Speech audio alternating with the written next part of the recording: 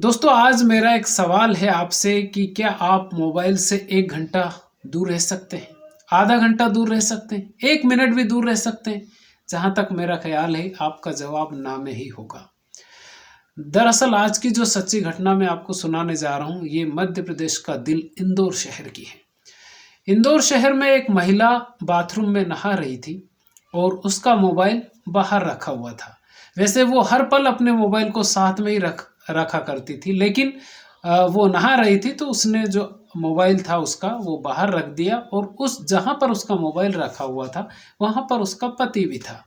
अचानक एक मैसेज आता है और रिंग बजती है मैसेज की, और उसका जो पति होता है उस मोबाइल को उठा लेता है। अब उसकी पत्नी का, और उसकी जो पत्नी है वो बाथरूम में नहा रही थी। अब वो उसका जो पति मोबाइल को देखता है व्हाट्सएप पे, तो वो जो उसके मोबाइल पर देखता है वो ऐसी तस्वीरें थी कि उसका पति देखना नहीं चाहेगा। जैसे ही उसकी पत्नी बाहर नहा कर आई और उसने पूछा कि ये क्या है, तो उसकी पत्नी जवाब नहीं दे पा रही थी, लेकिन फिर भी उसकी पत्नी ने उसको समझाने की कोशिश की और जब उसने समझाया तो पति मान भी गया। लेकिन इस मानने में उन दोनों ने जो खौफनाक कदम उठाया उसमें 2 डबल मर्डर हो जाते हैं, और जो डबल मर्डर होते हैं उनकी जो डेड बॉडी होती है वो एक कमरे में होती है और उनके तन पर एक कपड़ा भी नहीं था।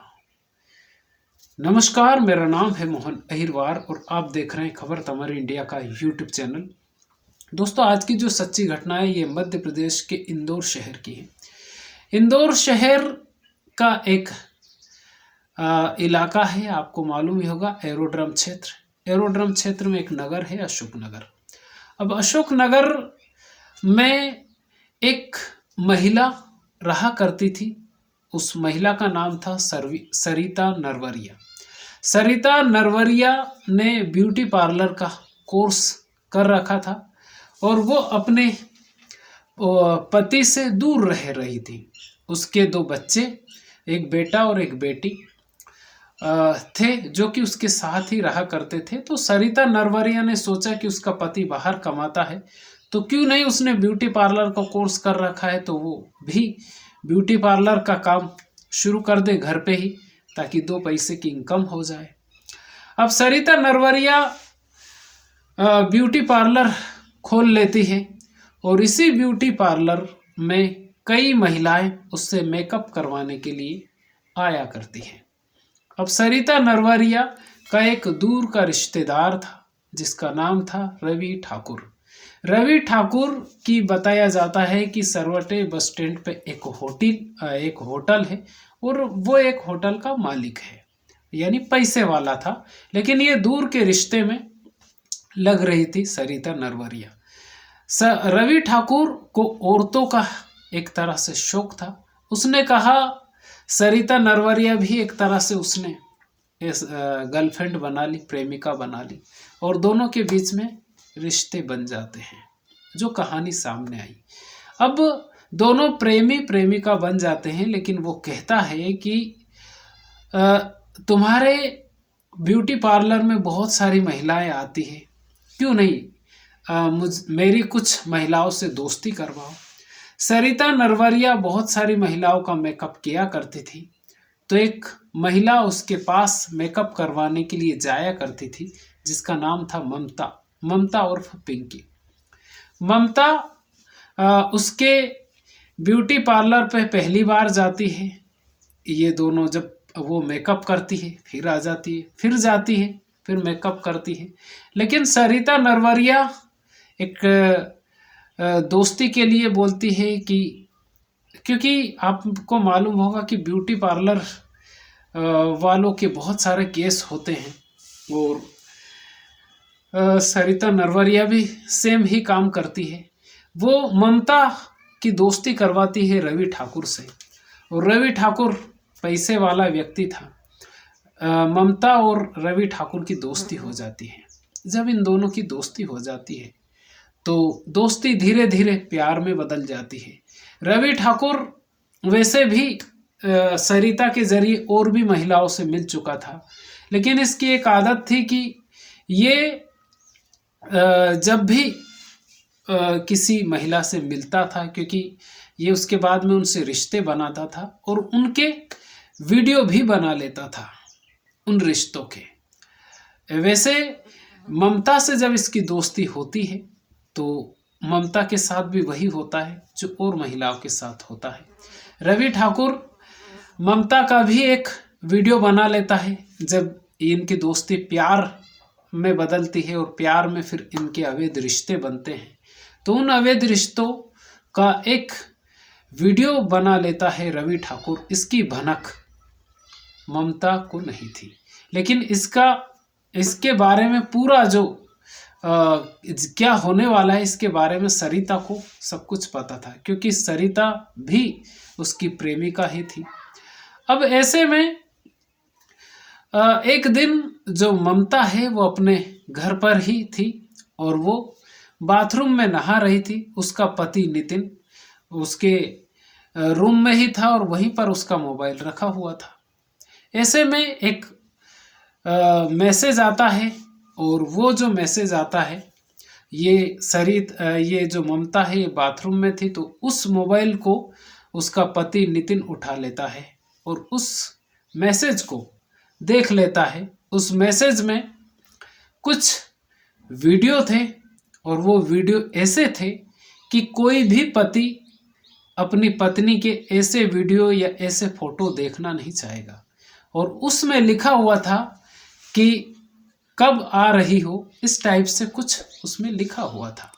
अब ऐसे में सरिता ऐसे में जो ममता है जब बाहर आती है बाथरूम से तो वो पूछता है उसका पति कि ये क्या है। अब जो ममता है वो समझाने की कोशिश करती है कि मुझे फंसा लिया गया है और मेरे साथ गलत हो रहा है, ये मुझे ब्लैकमेल कर रहा है। अब वो पति उसका जो नितिन है वो मानने के लिए तैयार नहीं होता है, लेकिन इन दोनों का झगड़ा उस वीडियो के बाद से ही, जब से उसका पति नितिन देखता है, अक्सर इन दोनों के बीच में झगड़े होते ही रहते हैं। क्योंकि जो रवि ठाकुर है उसकी जब मर्जी करे तब वो उसको मैसेज करता और उसको बुलाना चाहता था, लेकिन इन दोनों के बीच में, पति पत्नी के बीच में अब झगड़े शुरू हो गए। तो उसकी जो प्रेमिका है ममता, उसने उसके पति नितिन से कहा कि एक प्लान बनाते हैं और ये प्लान ऐसा है कि मुझे फंसाया है सरिता ने, तो सरिता भी नहीं रहना चाहिए और उसका भाई या उसका प्रेमी वो भी नहीं रहना चाहिए। अब ऐसे में ममता और नितिन प्लान बनाते हैं और प्लान के तहत शनिवार 8 दिसंबर दोपहर 1:30 बजे सरिता नरवरिया के घर पहुंच जाते हैं। सरिता नरवरिया की जो दरवाजा है वो खटखटाते हैं और सरिता नरवरिया दरवाज़ा खोलती है। नितिन पीछे था, यानी उसको नहीं बताया था ममता ने कि उसका पति भी साथ में ही आ रहा है। अब वो जैसे ही अंदर जाती है, ममता को अंदर बुलाती है, उसके बाद में सरिता के ऊपर नितिन अटैक कर देता है। बताया जाता है कि 3 बार वो करता है और 3 बार करने के बाद में सरिता की वहीं पे डेथ हो जाती है। उसके बाद में नितिन कहता है कि अब रवि ठाकुर को तुम बुलाओ, यानी उसकी पत्नी से कहता है। अब ममता रवि ठाकुर को फ़ोन करती है और कहती है कि मैं आज सरिता के घर पे हूँ, सरिता भी यहीं पे है, तुम जैसे चाहे वैसे प्यार कर लेना या प्रेम कर लेना, हम दोनों आज घर पे ही हैं, तुम जल्दी करो, आ जाओ। रवि ठाकुर तो रास्ता ही देखता रहता था कि कब उसको ममता फ़ोन करे। वो उसकी ममता के बुलाने पर तुरंत सरिता के घर पे पहुंचता है और सरिता के घर पे पहुंचने के बाद नितिन उसके कमरे में छुप जाता है, सरिता के कमरे में। और जैसे ही ममता दरवाज़ा खोलती है, रवि ठाकुर बहुत खुश होता है, अंदर से दरवाज़ा बंद कर देता है। जैसे ही अंदर से दरवाज़ा बंद करता है, ममता और रवि ठाकुर दोनों एक दूसरे से खुशी खुशी बात करते हैं प्यार मोहब्बत की। लेकिन ममता उसको इस बात के लिए राजी करती है कि हम आज तुम जो करना चाहे वो करना, लेकिन एक शर्त है। रवि ठाकुर कहता है कि क्या शर्त है? कि आज तुम्हारी आंखों पर पट्टी बंधवा लो और पट्टी बंधवाने के बाद में हम वो करेंगे जो तुम करना चाहते हो। रवि ठाकुर मान जाता है और आंखों पर पट्टी बंधवा लेता है। पट्टी बंधवाने के बाद में कुछ देर के बाद ही नितिन आता है और बताया जाता है कि रवि ठाकुर के ऊपर वो 22 वार करता है और रवि ठाकुर की डेथ हो जाती है। उसके बाद में नितिन और ममता प्लान बनाते हैं कि अब क्या करना चाहिए। तो वो कहते हैं कि इन दोनों के भी रिश्ते थे, तो इन दोनों को निर्वस्त्र कर दिया जाए। अब रवि ठाकुर और सरिता नरवरिया को ये लोग निर्वस्त्र कर देते हैं और इन दोनों का जो मोबाइल होता है उस मोबाइल को अपने साथ लेकर चले जाते हैं और बाहर से दरवाजे बंद कर जाते हैं। अब ये अपने घर पर जाने के बाद में उन दोनों मोबाइल को जला देते हैं और ये जो कपड़े पहने हुए थे उन कपड़ों को भी ये दोनों बदल लेते हैं। अब दोपहर 1:30 बजे से 8:30 बजे तक सरिता नरवरिया के घर पर कोई भी नहीं आता है। 8:30 बजे के बाद में सरिता नरवरिया की बेटी आती है। वो बाहर से दरवाज़ा लगा हुआ था, यानी वो खुद ही खोल लेती है क्योंकि बाहर से लगा हुआ था। वो देखती है कि वो सन्न रह जाती है।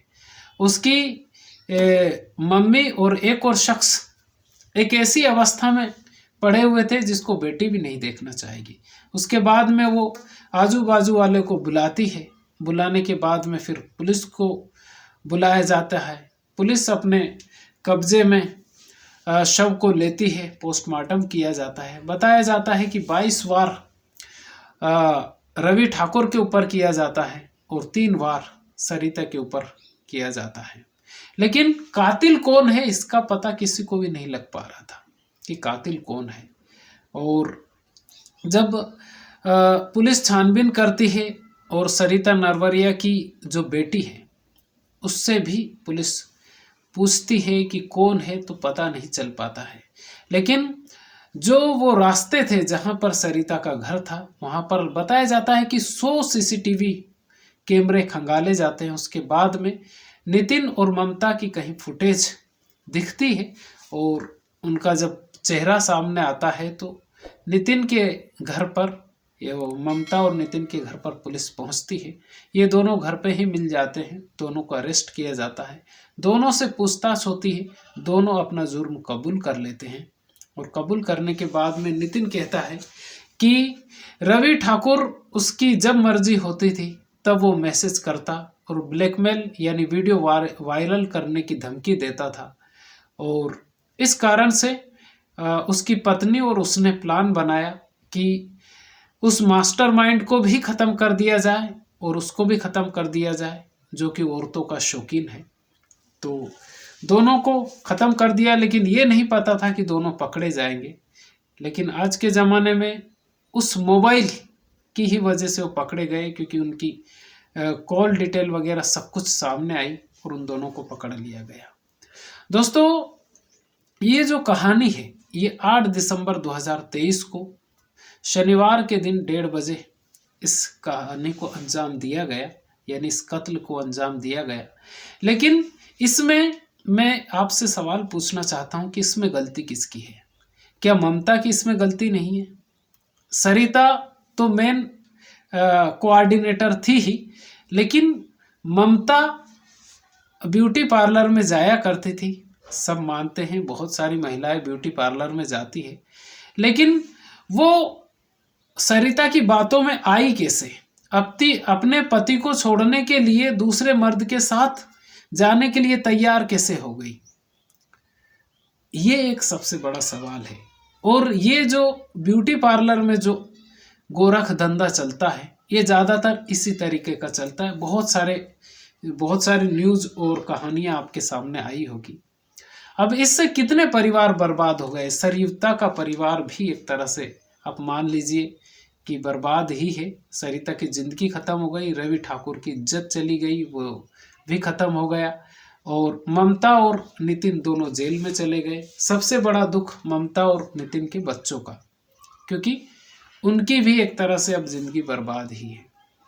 वैसे रवि ठाकुर भी 3 बच्चों का पिता था, घर में पत्नी थी, सब कुछ था, लेकिन कहा यह जाता है कि एक बार अगर चरित्रहीन हो गया व्यक्ति तो कितने भी कोशिश करे वो धुल नहीं पाता है। और पैसा भी व्यक्ति को पैसा जो होता है वो भी व्यक्ति को बर्बाद कर देता है। आज की जो सच्ची कहानी थी ये मध्य प्रदेश का दिल इंदौर शहर की थी और इंदौर शहर में डबल मर्डर हुआ, खौफनाक कत्ल को अंजाम दिया गया, लेकिन दोनों कातिल पति पत्नी कातिल निकले और दोनों पकड़े गए। इस कहानी को सुनाने का मकसद किसी के दिल को ठेस पहुंचाना नहीं, बल्कि आपको जागरूक करना है। ये वीडियो आपको कैसा लगा आप हमें कमेंट करके ज़रूर बताइए। चैनल पर पहली बार आए हैं तो चैनल को सब्सक्राइब जरूर कर लीजिए। खुश रहिए, अपने माता पिता का ख्याल रखिए। अगर आपके घर में आपके दादा दादी हो तो 24 घंटे में 1 घंटा आप उनके पास जरूर बैठिए, क्योंकि वो जो नॉलेज आपको दे सकते हैं, वो जो संस्कार आपको दे सकते हैं, दुनिया की कोई यूनिवर्सिटी, कोई स्कूल कॉलेज वैसे संस्कार नहीं दे सकता जैसे संस्कार हमारे घर के बड़े बुजुर्ग दे सकते हैं। तो खुश रहिए। बहुत बहुत धन्यवाद आप।